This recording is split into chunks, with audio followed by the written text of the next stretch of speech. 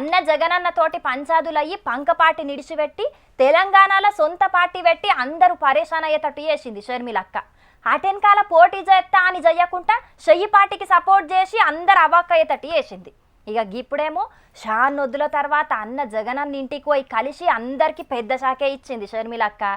ఇక మరి ఎందుకు పోయింది, ఏమేం మాట్లాడుకున్నారు అని అన్ని ముచ్చట్లు వివరంగా గీ ముచ్చట చూసి తెలుసుకొని రాపోరి. ఎంత తిట్టుకున్నా ఎన్ని అనుకున్నా రక్త సంబంధమేనుల్లా. ఏదో కోపంలో ఓ మాట అనుకున్నా ఆపతికి సంపతికి ముందుగాల వచ్చేది తోడబుట్టినోళ్ళే. ఇక పెండిళ్ళు పేరంటాలున్నా కూడా ముందుగాల చెప్పేది వాళ్ళకే. గందుకే అన్నా చెల్లెళ్ళ అనుబంధం జన్మ జన్మల సంబంధం అని పాటలు ఉత్తగానే పుట్టలేదుల్లా. ఎన్ని పంచాదులైనా వేరువేరు రాష్ట్రంలో వేరువేరుగా పార్టీలు పెట్టుకున్నా వేరువేరుగా బతుకుతున్నా కూడా ఎన్నొద్దులని మాట్లాడుకోకుండా ఉంటారు చెప్పుర్రి షర్మిలక్క జగనన్న. ఇక కొడుకు రాజారెడ్డి పెళ్లి పత్రికను ముందుగాల తోడబుచ్చిన అన్నకే ఇయ్యాలనని తాడపల్లిలో ఉన్న జగనన్న ఇంటికి పెనిమిటి కొడుకు బిడ్డతోని కలిసిపోయింది షర్మిలక్క.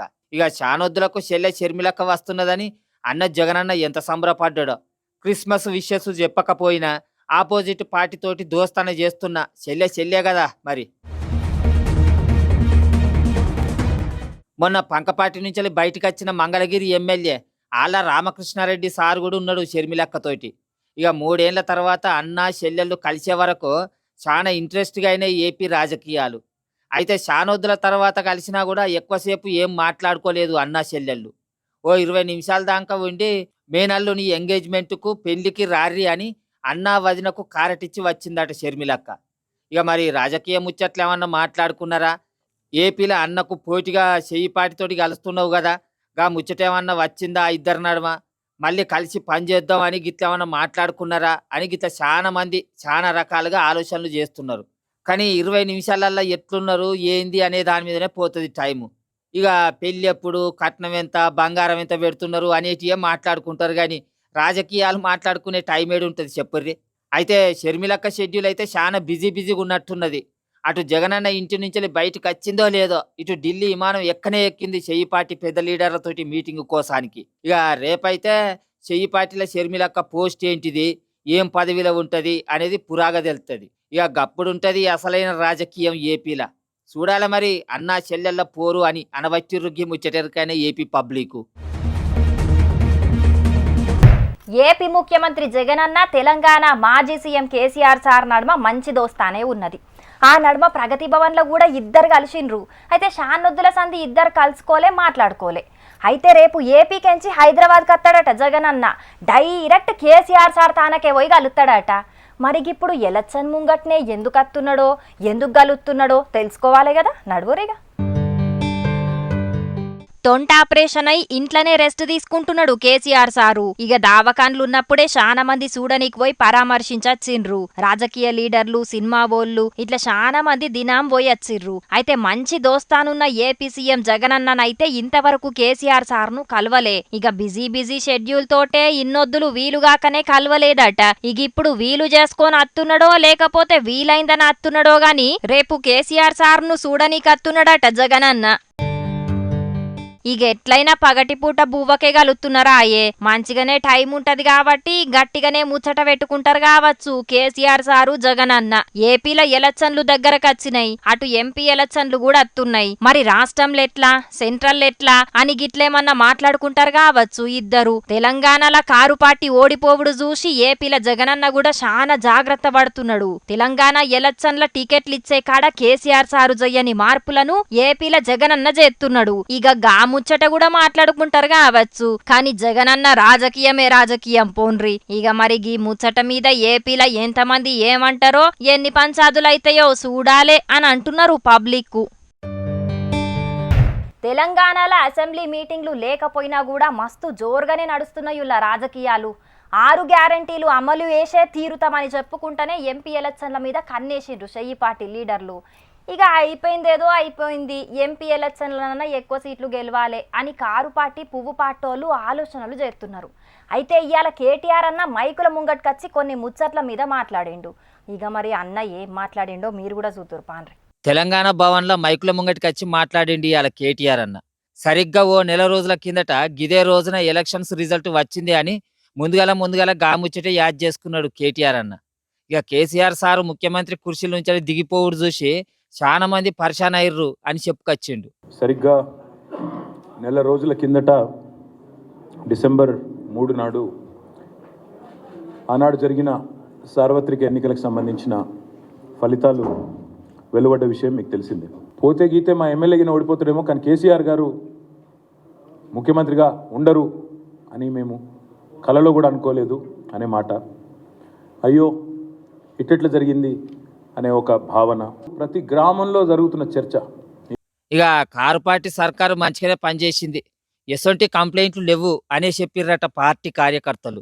అభివృద్ధి విషయంలో ఎలాంటి కంప్లైంట్ లేదు, కరెంటు విషయంలో కంప్లైంట్ లేదు, నీరు విషయంలో కంప్లైంట్ లేదు, తాగునీరు ఇచ్చిన విషయంలో కంప్లైంట్ లేదు, రోడ్లు వేసిన విషయంలో ఎవరు కూడా ఏలెత్తి చూపలేదు.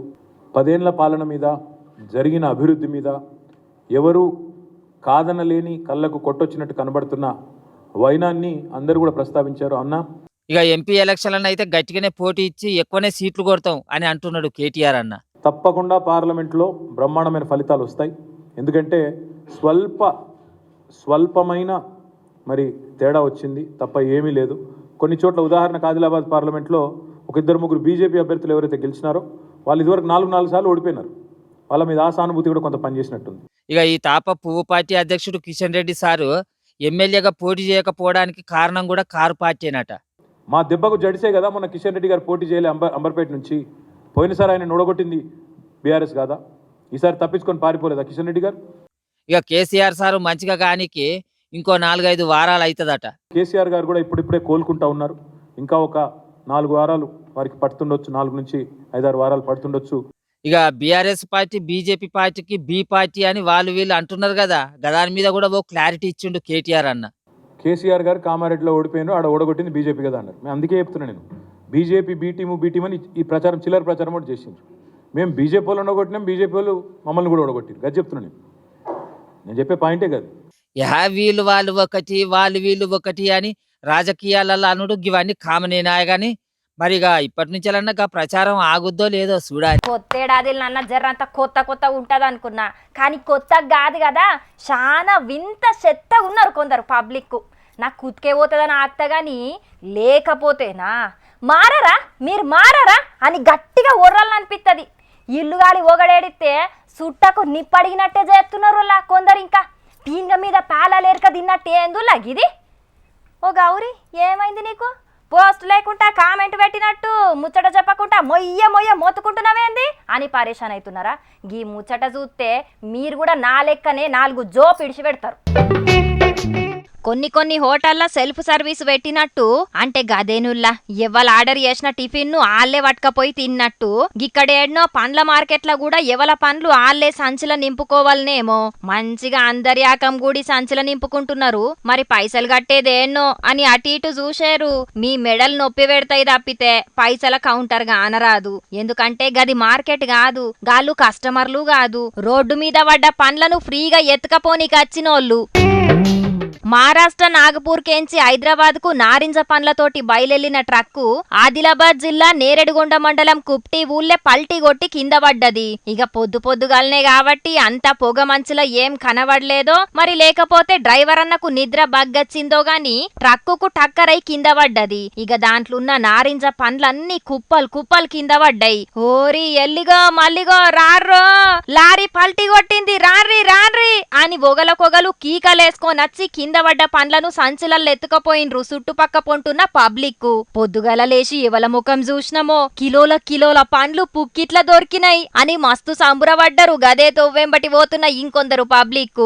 ఇక ట్రక్కులున్నోళ్ళకి ఏమైంది, వాళ్ళకు దెబ్బలేమన్నా దాకినాయా అనే ముచ్చట యాది మరిచి తెచ్చుకున్న సంచులను నింపుకునే పనిలా పోటీ పడి బిజీగా ఇర్రు. చిన్నగా లేవు కదా సంచులు. మళ్ళా ఎన్నేడాదులు మారినా పీన్గల మీద పేలాలేరుకునే అలవాటైతే ఇంకా మారతలేవు. ఈ సుంటోళ్లతోటి ఎట్లనో ఏమో పోన్రి.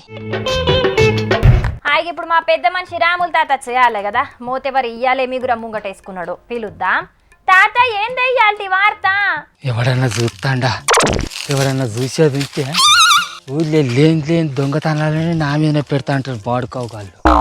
ఇది ఎవరి బండి కావచ్చు, దీని మీద పెస్ అని రాసినదంటే ఇది ఖచ్చితంగా మా కోటి గాంధీ అయి ఉంటుంది.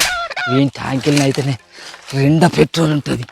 వీని ట్యాంకుల నుంచి ఎత్తాలన్నా చేసి దొప్పుకపోవాలి. ఇది ఏడుంటుంది. అమ్మర ముసలోడా, బయట బంకులలో పెట్రోల్ దొరకలేదని పెట్రోల్ దొంగతనం చేస్తున్నావా? అగో ఏదో సప్పుడు అయితే ఎవరు కావచ్చు వాళ్ళు. ఏది రసిందా? నేనే ఏం లేదు, ఈ బండి మస్తు మంచిగా ఉన్నది, ఎవరు దాన్ని చూస్తానా.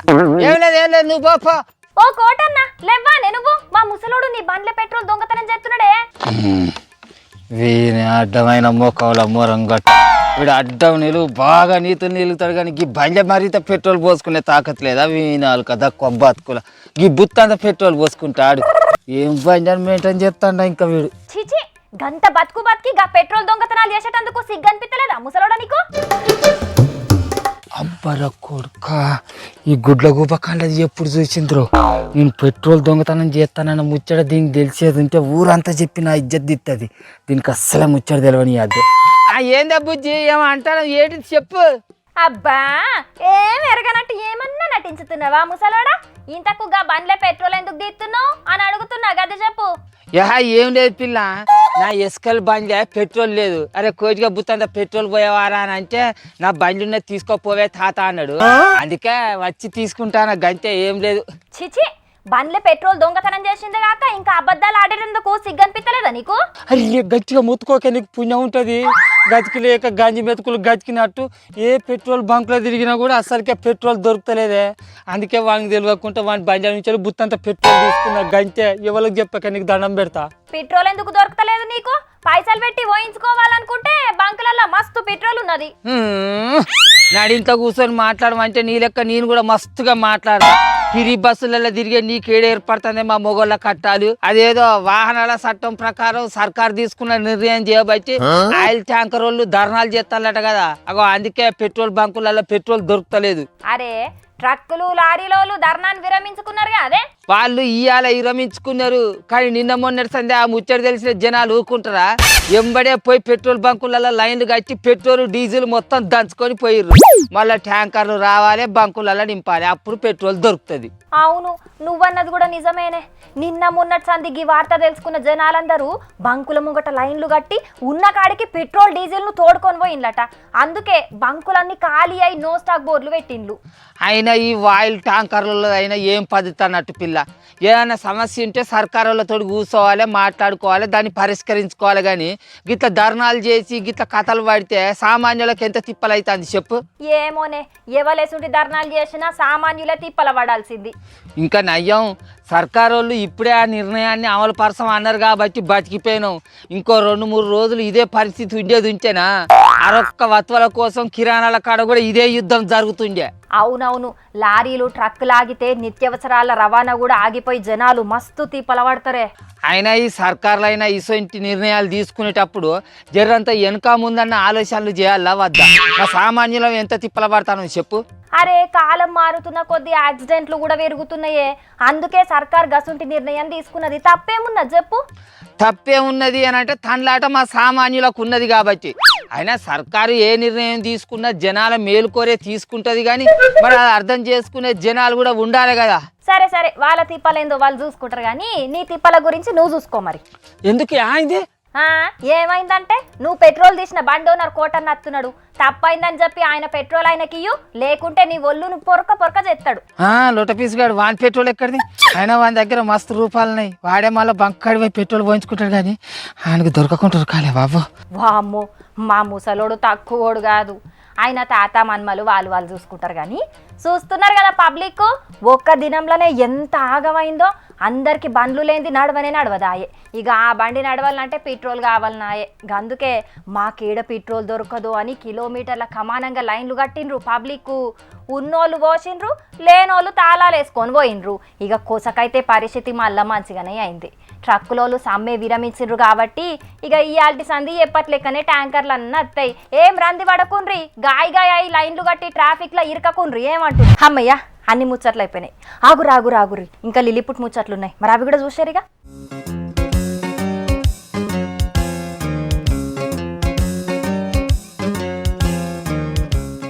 ఆగో, ఫుడ్ డెలివరీ చేసే గీనను చూడుండ్రి, జీవితమే ఒక ఆట, సాహసమే పూబాట అనుకుంటా గుర్రం స్వారీ ఎట్లా చేస్తున్నాడో. అయినా కస్టమర్ల ఆర్డర్లు ఇయ్యనికి బండి మీద పోవాలే గాని ఏదో సినిమా హీరో లెక్క గుర్రం మీద పోతున్నాడేందని పరిశాన్ అవుతున్నారు కదా. అసలు ముచ్చటేందంటే సెంటర్ సర్కారోళ్ళు పట్టుకొచ్చిన కొత్త చట్టానికి వ్యతిరేకంగా నిన్న దేశం మొత్తం ట్రక్కు డ్రైవర్లు ధర్నా చేసిండ్రు కదా. ఇక కొన్నొద్దుల దాకా లారీలు నడువయి, బంకులకు పెట్రోల్ రాదనే ముచ్చటిన్న పబ్లిక్ అందరూ ఆడికి లైన్లు కట్టిండ్రు. ఇక ఈయన సుతం పెట్రోల్ పోసుకోనికి లైన్ కట్టిండట గాని ఆడున్న కిలోమీటర్ల కమాన లైన్ చూసి సప్పుడేక వెనుకకు పోయి గుర్రాన్ని పట్టుకొచ్చుకున్నాడట. మరి అసలుకే ఆన్లైన్ డెలివరీలు టైంకి ఇయ్యకపోతే కస్టమర్లు గరమవుతారు. ఇంకొందరైతే మీదికెంచి కంపెనీలకు కంప్లైంట్ కూడా ఇస్తారాయే. మరి గిసొంటి కథలైతే ఉన్న కొలు ఊడప్పైతదని బూలు పడి జల్దిన ఓవాలని పెట్రోల్ లేని బండిని పక్కకు పెట్టి గుర్రం మీద పోయి డెలివరీ చేసిండన్నట్టు. ఇక వీడియో వైరల్ అయ్యే వరకు భయం భక్తి ఉన్న గొప్ప పనువంతుడివి భయ్య నువ్వని తారీఫ్ చేసుకుంటా కామెంట్లు పెడుతున్నారు కొందరు. అన్నట్టు గీ ముచ్చటైతే హైదరాబాద్ పట్టణంలో ఉన్న చంచల్గూడలో అయింది గీ ముచ్చట.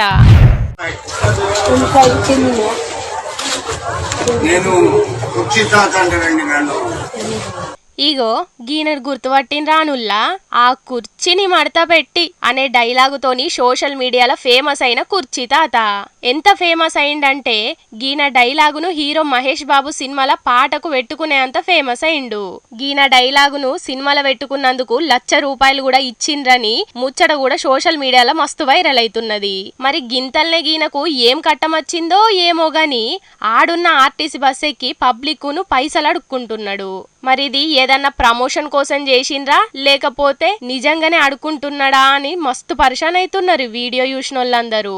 రేటింగ్ల కోసం ముసలోనికి ఫుల్ గా తాగిపిచ్చి ఇంటర్వ్యూలు తీసుకున్నారు చాలా మంది. ఇక ఇప్పుడు తాగనికి పైసలు లేకపోయే వరకు అడుక్కుంటున్నాడని అనుకుంటున్నారు ఇంకొందరు ఈ ముచ్చటెరకైనోళ్ళు.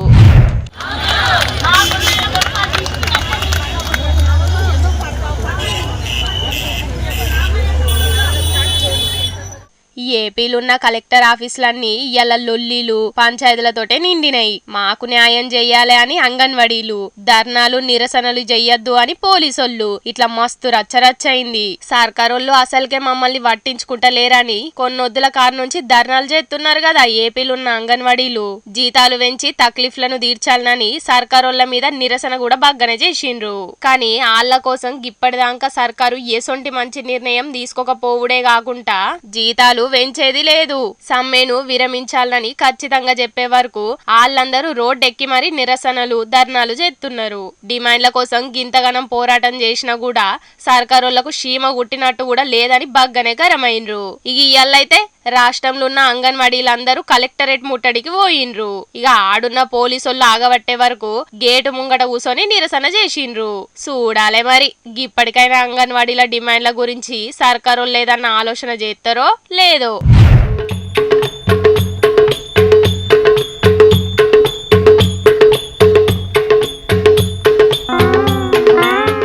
ఒకటే కూల్ డ్రింక్ లా 2 స్ట్రాలు వేసుకొని తాగేటోళ్లను చాలా మందినే చూసినాం గాని గీడున్నోళ్ళని చూడుండ్రి రైల్లో కూసుండి ఏం చేస్తున్నారో. గీ ఆలోచన ఎట్లొచ్చిందో ఏందో గాని చూస్తుంటేనే కక్కచ్చేటట్టున్నది. షీషి గా కూల్ డ్రింక్ ను బూట్లలో పోసుకొని తాగుడేందిరయ్యా. కాలుకున్న బూటును తీసి పొయ్యిమన్న గా పోరనికి తెలివి లేకపోయినా వయ్యారంగా పోస్తున్న గీ పోరికన్న గింతనన్న బుద్ధుండాలే కదా. మీ నిబ్బి ప్రేమ పాడుగాను. సినిమాల కదా హీరో హీరోయిన్లు ఒకటే సీసాల స్ట్రా వేసుకొని తాగినట్టే బూట్ల ఒక్కటే పైపును పెట్టుకొని 2 మూతులు పెట్టి సప్ప వీర్సిండ్రు. మరి గీ దరిద్రం ఏడైందో ఏమో గాని వీడియో వైరల్ అయ్యే వరకు సోషల్ మీడియాలో ఫేమస్ గానికి ఎసొంటి లత్కోర్ పనులైనా చేసేటట్టే ఉన్నారని గరమైతున్నారు కొందరు. బూట్లకున్న సాక్సులు ఇప్పితేనే గబ్బు వాసనకు ముక్కు దిబ్బెడబడుతుంది. గసొంటిది బూట్లలో కూల్ డ్రింక్ పోసుకొని తాగిండ్రంటే గీలనేమనాలే అని అనవట్టిండ్రు సోషల్ మీడియా పబ్లిక్. తెచ్చిన కాడికైతే అన్ని ముచ్చట్లు అయిపోయినాయిలా. ఇక ఇవుల్లా ఇయాల్టి ఈశ్వరప్ప హోమియో క్లినిక్ సమర్పించు జోర్దార్ వార్తలు. మళ్ళొచ్చే జోర్దార్ వార్తల్లా మీకోసం మస్తు ముచ్చట్లు పట్టుకొచ్చేస్తా. అప్పటిదాకా ఏం చేస్తారంటే చూస్తూనే ఉండుండ్రి హెచ్ఎం టీవీ. నమస్తే.